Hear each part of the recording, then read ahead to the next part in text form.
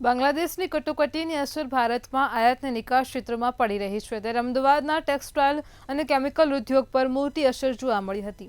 આંદોલનના કારણે આયાત અને નિકાસ બધું જ બંધ થઈ ગયું હતું। છેલ્લા 10 દિવસથી કારોબાર બંધ હતો, પરંતુ આજથી બધું ધીમે ધીમે શરૂ થવા લાગ્યું છે।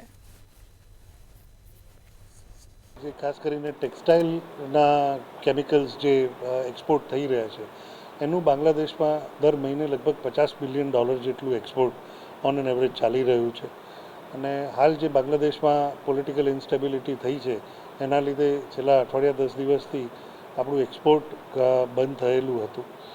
પણ આજે જ સવારે થોડાક સારા સમાચાર આપણા ઉદ્યોગોને એવા આવ્યા છે કે પેટ્રાપોલ બોર્ડર ઉપર ફરીથી કાર્ગોની મૂવમેન્ટ શરૂ થઈ ગઈ છે અને જે એક્સપોર્ટ અટકેલું હતું એ આજે ધીરે ધીરે શરૂ થયું છે।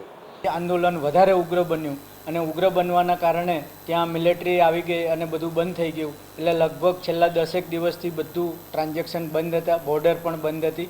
આજે સવારે જ મારા CHએ ફોન કર્યો કે સાહેબ બોર્ડર ઓપન થઈ ગઈ છે અને મારી 2 કન્ટેનર બોર્ડર ઉપર કલકત્તા બોર્ડર ઉપર બેંગોંગ ઉપર હતી એ આજે એક્સપોર્ટ થઈ ગઈ છે અને પાર્ટીઓ સાથે પણ આજ સવારે વાત થઈ ગઈ છે। ત્યાં બેંકો પણ ઓપન છે।